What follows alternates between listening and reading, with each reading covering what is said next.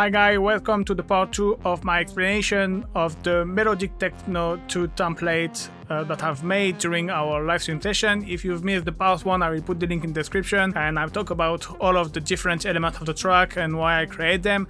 And today we're gonna talk more about the arrangement, how I made things, why, all the automation, mixing and mastering. So this template is available on my website. If you wanna go grab it, it's a great way to support me as well. And let's have a listen first at the track, and then after I will go from the beginning until the end and explain the arrangement, how I've proceeded, all the automation. And so let's have a listen first how it sounds. So you have the break, second break will start like this. It's just to have an idea what to expect.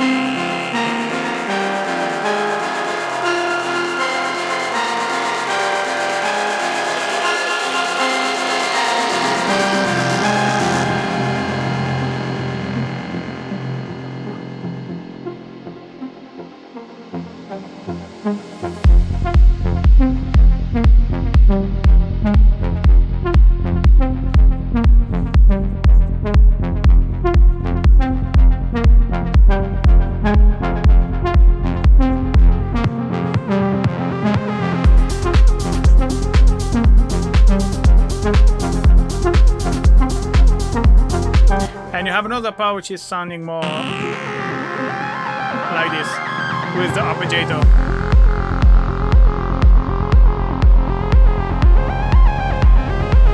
So before getting into it, as you can hear, it was two main elements. Basically, there is this arpeggiator and there is this lead as well, which is kind of the two main elements. You can see the harp is playing the whole track, but sometimes it's gonna be more put in the front and sometimes not. So basically when the lead one is playing, the harp will be more in the background. That way, at one point in the track, as you can see here in the middle, I decided to stop to play the lead because obviously otherwise you get too tired of it. So I will put the harp in the front and I will add some different modulation and variation, which will make it more interesting than when it's just in the background. So that was the main idea global of the track. My main leads with this, which is this brassy sound. And then after having a bit of the harp, and you can see I will add other variation, I will come back to it with a bass line and make it more interesting. And then after having again the big brassy lead. Okay, so we start the track. Yeah, first let me explain the sidechain. I haven't explained it last time. So basically here, this track, it's just a clap. It's every beat, and it's what's gonna trigger my sidechain. So every time you will see a compressor with a sidechain, it will be the trigger. That will be this track. And if you wonder why there is this weird color here, like blue and white, it's just every 8 bar there, it's like a different color, and this way it's a kind of way to see and help with the structure. You know, you can see here you have almost element coming every 8 bar, so this way it just makes things clear. That's our thing. So the track start like this with some SFX, but then you have the pad, you have the bass playing, the close hi-hat, and the kick. But you can see the kick is, there is a high pass filter on the Mixdown here. There is, you can see here, a high pass filter. You can see here I start to introduce, the filter is going up the harp slowly. And now you can hear coming, this is gonna disappear, the low cut. Alright, get rid of the low cut. Bring up new hats here. Just makes things a bit more driving.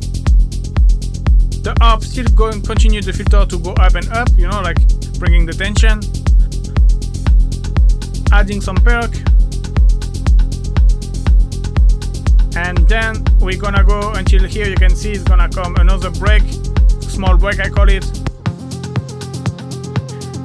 So here we open even more the filter.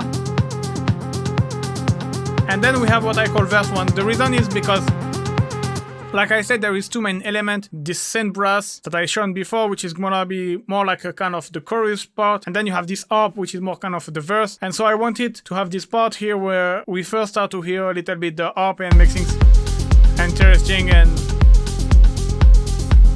so here I had this kind of shakery right hat.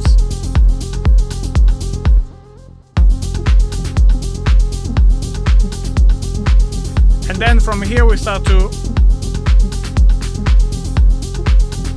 introduce the lead one. So it's a kind of a verse bridge, if we can say so.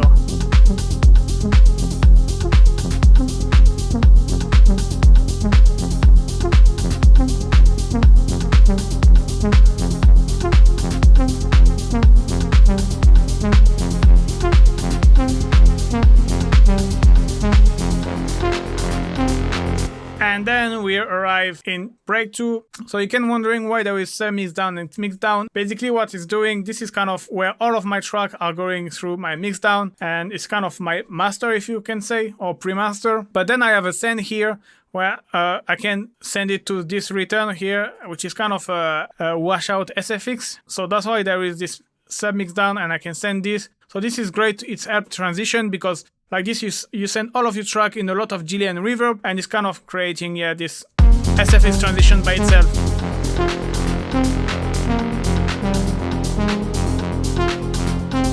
Yeah, we start the break, so we cut the kick, we cut the bass, but I left this one, but to don't be too brutal, but I removed the bass one tone. Every time I have a break, I use this horn sound, which is kind of cinematic horn, which help the transition, obviously, on top of all of the SFX that will play all the time as well.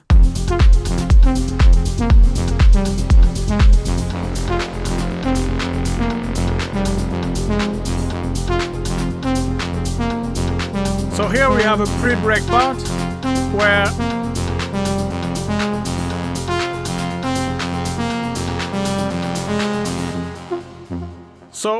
we build the tension quick, like by opening the filter. You can see I send again on my return all of my track, and I have as well on this Mixdown this rack, which is my riser rack, which is kind of a washout effect, which is basically the same than something similar than what is on the return, but this time is on top of the track. So that's why there is Submixdown and Mixdown, because Submixdown basically goes straight away into Mixdown, and this way I can send SFX here. You can see on the return, and the return go back to the Mixdown, and this way when I apply this master effect washout, I still have the return as well going into the Mixdown, so it's taking everything, which I couldn't have done if I wasn't creating a Submixdown and Mixdown. I could have basically used this effect and put them on the master and saving me to have like a Submixdown and Mixdown, but I like to keep my master just for the mastering, and I have my Mixdown, which is more like for all of the SFX that are related to the master, like for example this knob, where I can create this kind of effect. So that's what I'm automating, and that's what's helping me with the transition. So you can see here it's going up.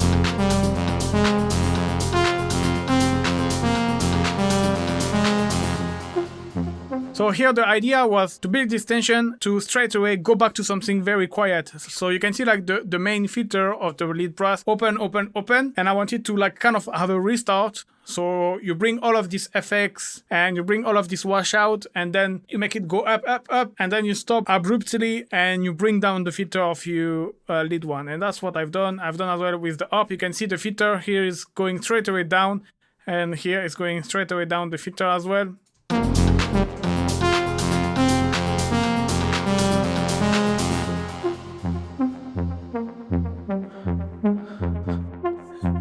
And then is coming this lead one bass, which is kind of helping the sound to make it bigger. Then we have with drone, which really add a lot of tension to the track, you know, like a heavy tension, heavy atmosphere.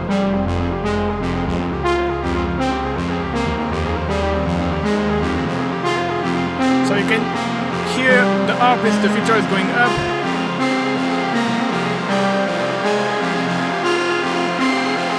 I'm gonna left it and I'm gonna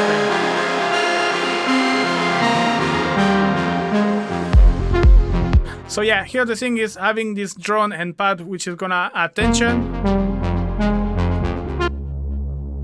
And again, this as well, the filter is going up. All the filter from almost all of the elements are going up. This way, you know, it's a great way to add tension. And then after you have the SFX, and you have as well, so on the up, the filter going up, and on the lead, and as well, so on your Mixdown, you have this washout effect here, the riser knob here, which is going up as well, which is kind of creating this super washout and bring tension.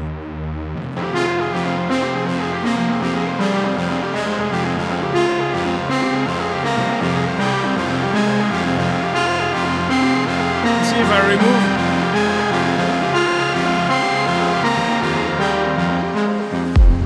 it doesn't have the same effect that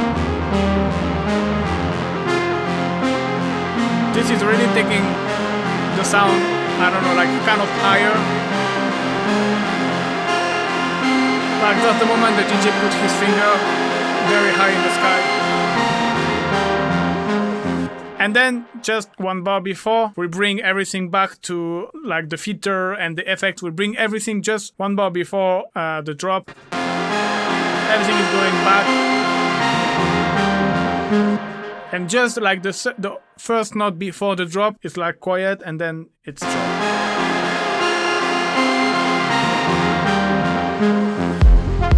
So arpeggiator low, because now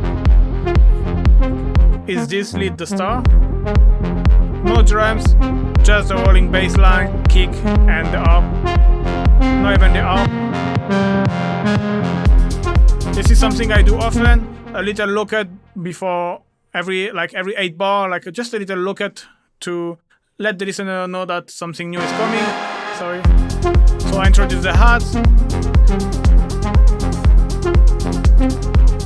So you can see there is a lot of modulation with the lead one, because obviously it's a very basic sequence and you have to make it interesting, otherwise you're gonna get bored very quickly. So let me show you other things that there is. Alright, so that's what I was talking next week. You see in this patch you have oscillator 2, which is at 0 dB, but I've automated the volume of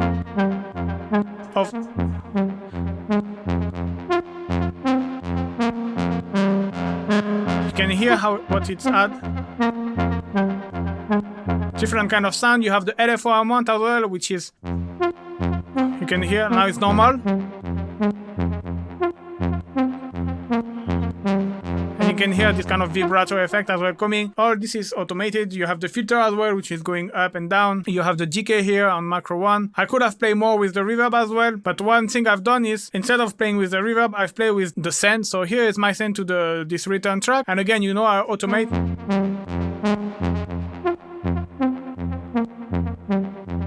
So sometimes it gets more effect than other. So yeah, that's one thing very important, automation, to keep your lead, because, I don't know, I think if you delete all your automation, it will be like very monotonous and straight all the time.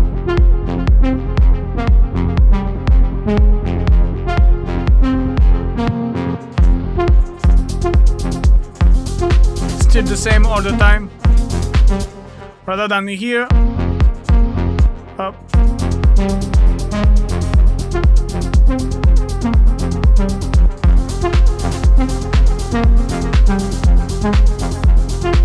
You have the second oscillator coming as well.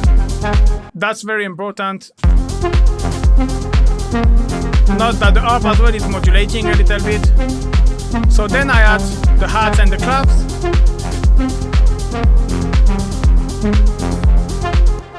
So yeah, one thing I forgot to mention with the clap, there is the automation. This is delay automation, so it's kind of subtle, but it's kind of add a bit of movement to your clap. And yeah, so same with clap 2.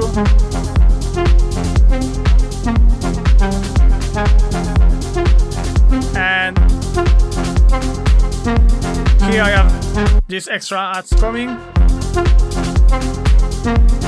Still the same note, so you can hear the filters gonna start to open more and more. Now we arrive to break 3. You can hear the arp is changing. There is this bass line coming. So here is like the break to introduce the verse. So you have this bass new element coming. Basically the verse 2 is made of this bass line and this arpeggiator. So you can hear the arpeggiator is playing differently. This is because you have this transpose step.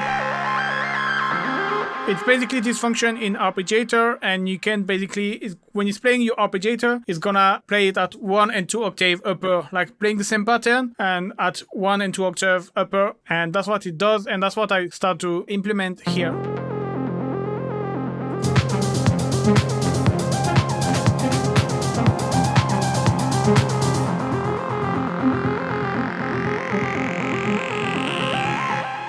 So here one thing that helps to, you can hear even the heart is not playing anymore. You can see that there is still the effect, and the reason for that is because I've sent everything through, again, this return. This I will use it for almost every transition. You can see here before the bridge. It's really like kind of a washout effect, and it's helped with the transition. It's without having to put too much SFX, it's kind of making the SFX itself.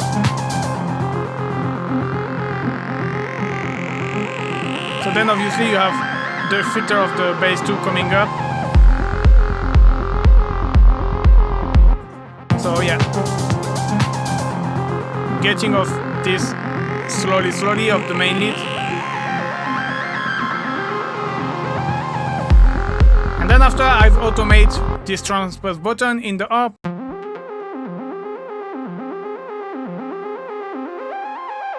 You can see step 1. But then after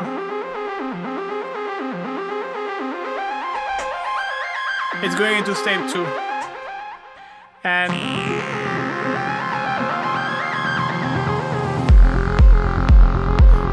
back to normal.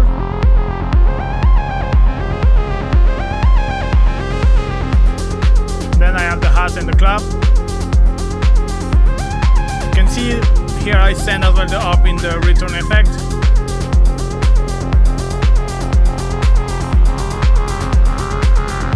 Here I have a moment where I don't play nothing with the transpose.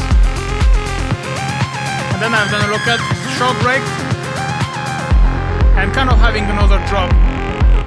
This has double functions. First, it adds variation with something new and fresh. Second, it's a good way because after I have my final break, and it's a good way to get rid of all of the drums. So like this, the transition will be easier, because if I arrive with all of the full drums playing into my final break, it can be hard to get rid of the drum like in the smoother way. So basically doing that, having this short look at here and then dropping without the drums kind of have double purpose. First, bring new things. Second, will help later on for the transition.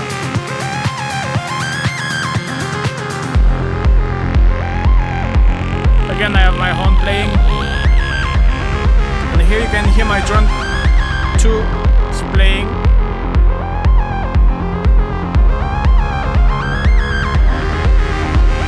So basically it's following the pattern of the bass 2, and it's the same than the drum that you heard pattern as well that you heard here as well.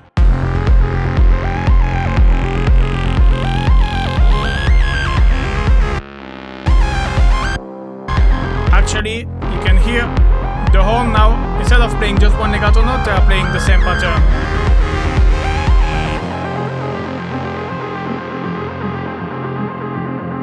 And you see this kind of washout effect you hear? That's because I've sent a lot. The ARP, you can see it's going a lot in the return here, and it stays up. And then I'm just bringing down the filter, so you get this kind of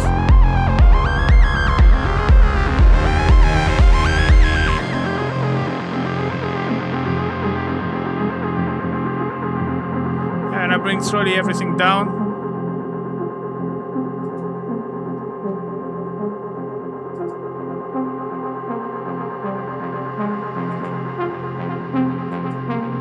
And you can see here as well I have a modulation on the cutoff, so I'm gonna bring the filter down and then open it again. So that's helped with the transition as well, and it's like calming things down before to bring them up to an excitement. So a lot of washout effect, bring down the filter, calm things down.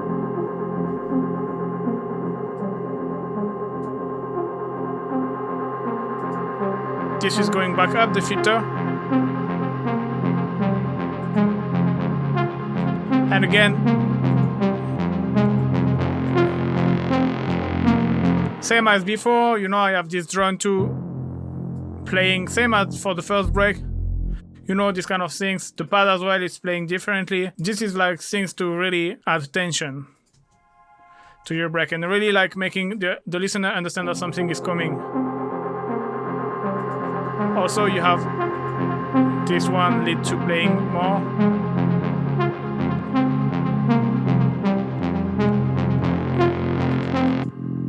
And this, the filter is going up, as you can hear and see.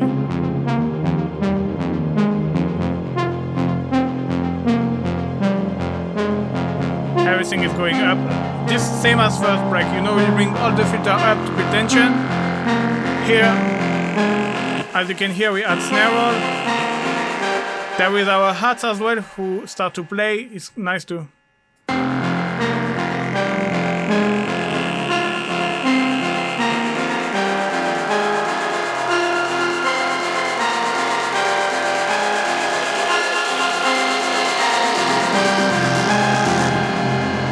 You can see here the washout effect from the riser knob here. It's really going up before to go down.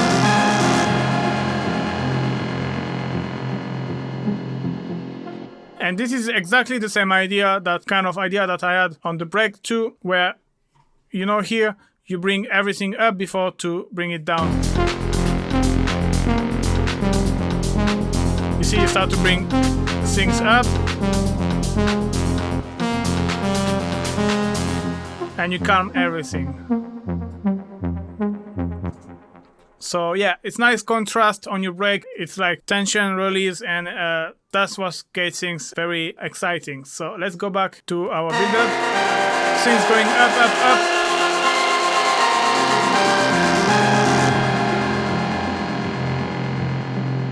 And here at this point, the thing is, you almost just hear like the sound, but in a lot of SFX, you don't really hear anymore the original sound like playing. And that's great because you can bring down everything, the whole kind of mess that you created, you can bring it down. And now what I'm doing is I bring back the main lead as well. You can see the filter here, gonna go.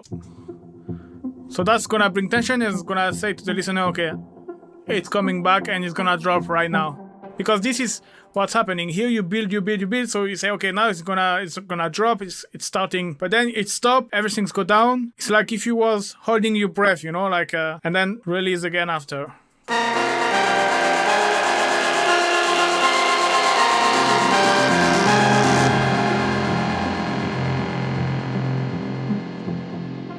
So here again, it's a lot of automation. As you can see, you bring the riser up and then down.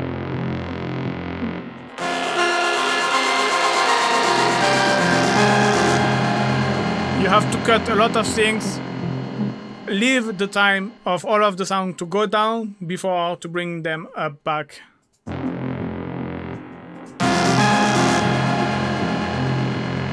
Going down.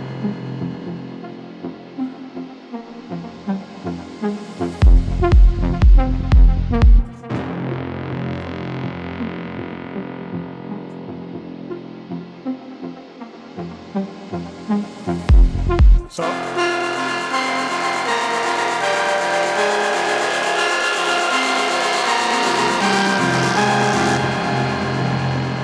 I put the on, I put the SFX.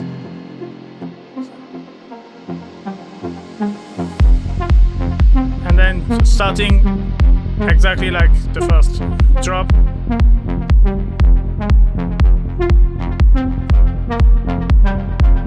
And then after it's introducing. Then after it's pretty similar to the first drop. You have the ARP, which is gonna play again. You lead, you have a lot of automation to make things interesting, obviously. So you start with our drum, then you have your ass and clap.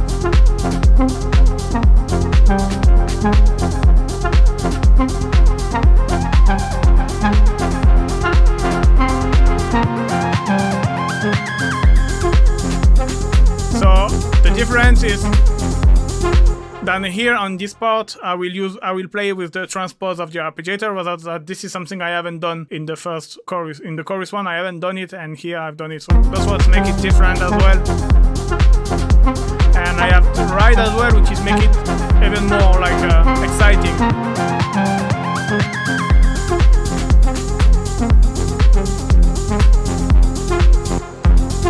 And then after.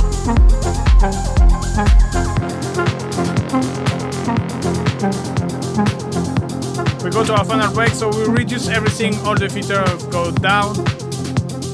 That's a classic.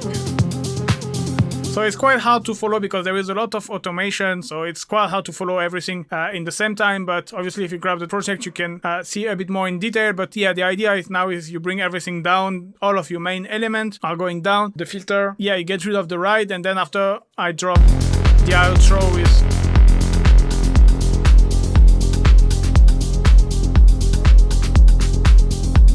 can still hear the harp, but not the main lead.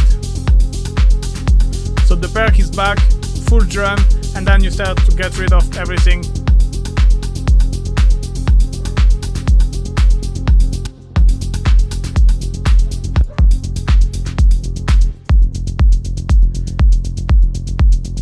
And yeah, no more hat and clap, and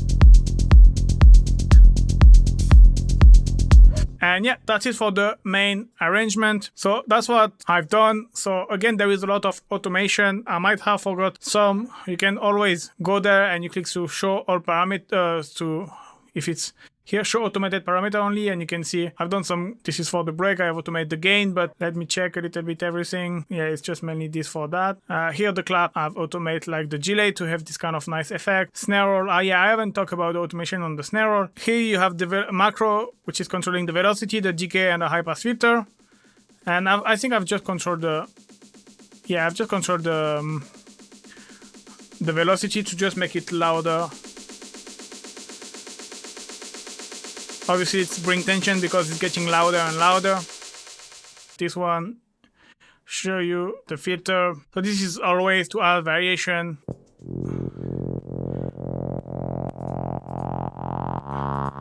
I played a little bit with the resonance as well sometimes. And the send is during the build up and everything. So again, having some movement to don't have something steady, the whole track. So yeah, the harp, I say the transpose, the filter. You can see, I will let you go a little bit deeper, but you can see this is macro one is the filter, you have the decay, you have dry wet of the reverb, but this is mainly like during the break as well to help. And then you have LFO amount, the oscillator to gain. So again, great to add variation. Here's the same with the lead one, it's just a copy. And then you have horn, this is, I don't know why it's activated. This is was automated because for the patch to have a kind of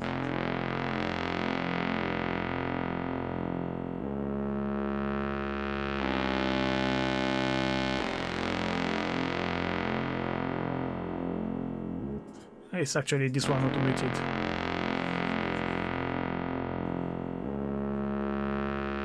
Adding movement again. This one is not. I have two kind of modulation or automation. Usually it's like the one to transition, so it's like fade in or fade out. Or otherwise it's like kind of more like modulation like I've done with the harp and the lead to kind of add variation to a similar pattern. So that's it for that. So now let's talk a little bit about mixing. So if you're familiar with my video, you know that usually I mix as I go. And one thing I do often, and you've probably noticed, is you will most of the time see EQ, reverb, and here like you consider as a distortion. That's the three of the four main things I use. I use mainly EQ, distortion, delay, and reverb. That's the four main elements. And then the reverb, depending on what element it is, I will use a different decay. So if I have drums, it will be more like a shorter decay to have kind of room reverb. If it's more like a lead sound, like the harp, let's go to see the harp or the lead is gonna be more between 2 and 6 seconds. It's depend actually what you want as well. But somewhere like this, and it's really like a pad, or I will put it more like more in the background. But this again can vary. Here I've been just at 260, but sometimes I go until 15 seconds. So that's the way I deal with the reverb. So I've kind of have like 3 steps. I have small the room with my drums. In the middle, I have more like my lead and synth. And then after in the background, the ambience and stuff like that. So that's the way I visualize my mix and how I place my element. And then after, yeah, EQ is to remove the frequency I don't like. And like here, you can see to boost the one I want to boost to like kind of help cut through the mix. And so that's the way I do. You can see then after the distortion is depend of obviously what I'm looking for, but this is more like a sound design purpose than the mixing. You see, like when I use overdrive and amp, like I explained it is in the last week video, and you can see, yeah, all the time is distortion, EQ, delay. So I use a lot as well ping pong delay, either for the hats to have like this shuffle to add some movement, or either to the synth as well. Different purpose, either like to kind of place it in the mix or to add rhythm. So it depends, but usually delay works well, like for the lead. I have this filter delay. I don't know, it's just add.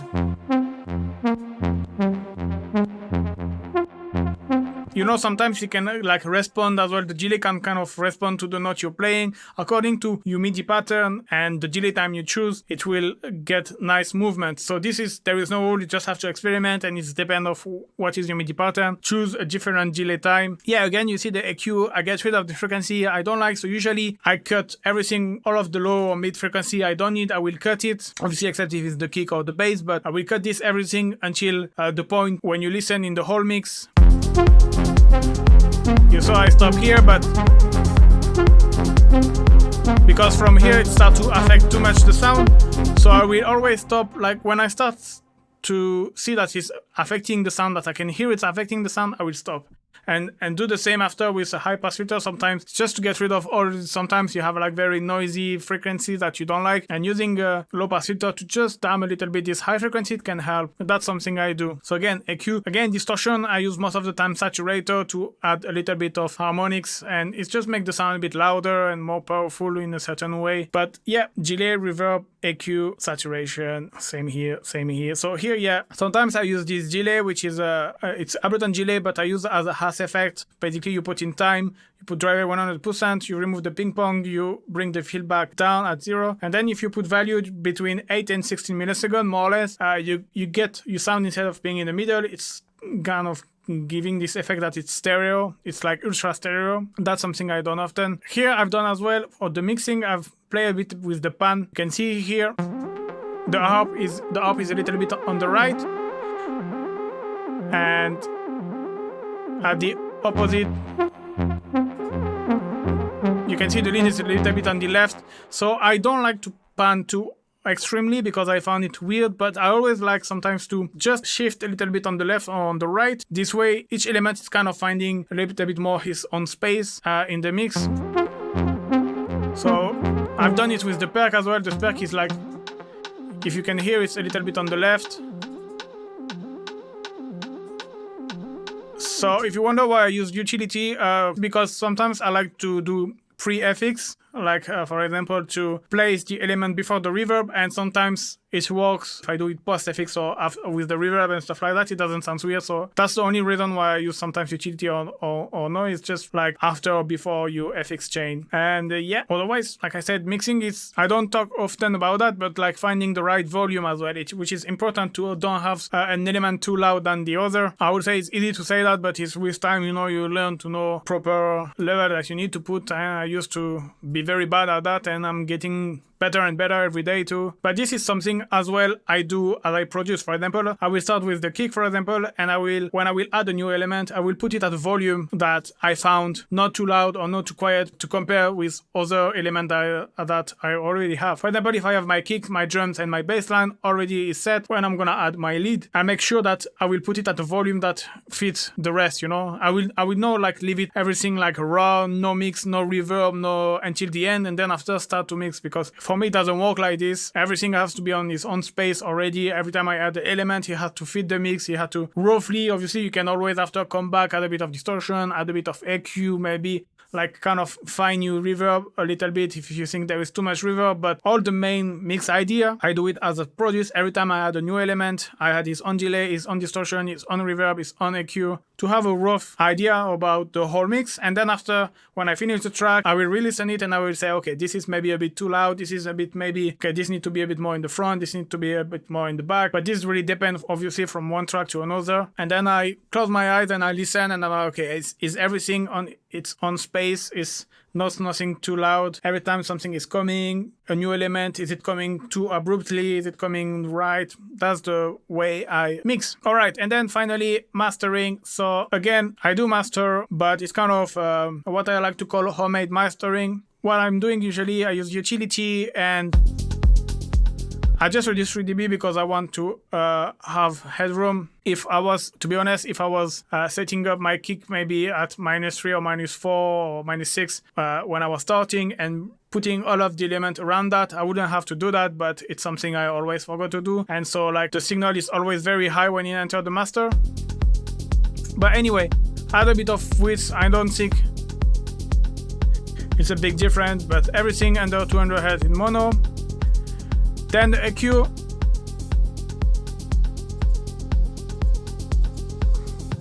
So you have this low cut around 30 Hz with the boost a little.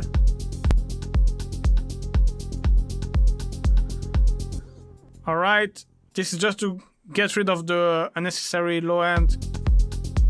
Then I boost again here around 80 Hz, mainly for the bass, get a bit more. Here I boost at 1 kilo and 300 Hz. You get a little bit more presence in the high, like it's. Here remove a little bit of the muddiness around 400, 500 Hz. Usually you have like.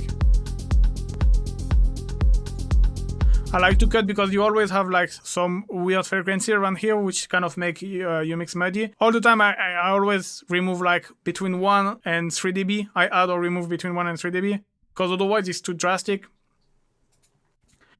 Here I again boost again actually. And 6 here to help the hearts and stuff this kind of frequency.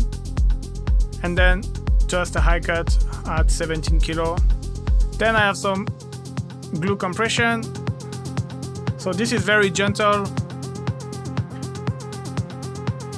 Let me.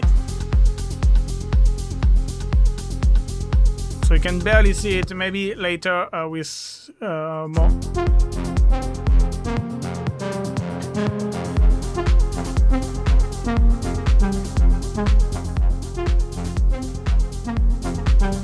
Doesn't do anything, it's mainly the makeup of the compressor which is hiding, but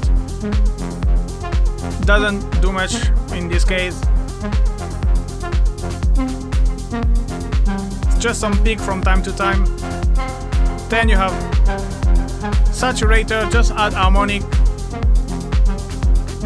And then I had the mid-side EQ just to, because the synth here, the lead one was like a pretty stereo synth, so I use even a mid-side EQ on the master to even enhance the stereo feel of the track.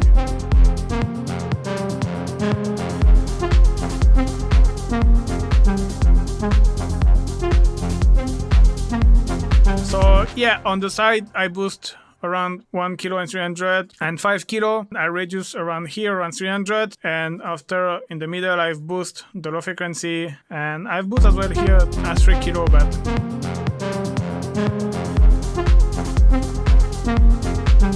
was just sounding good, so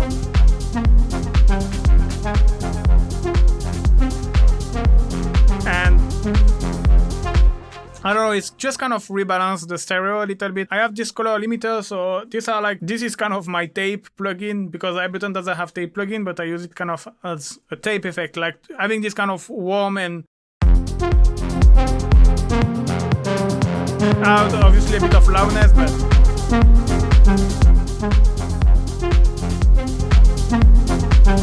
and then the limiter. So I could have been maybe a bit more on the limiter, but yeah.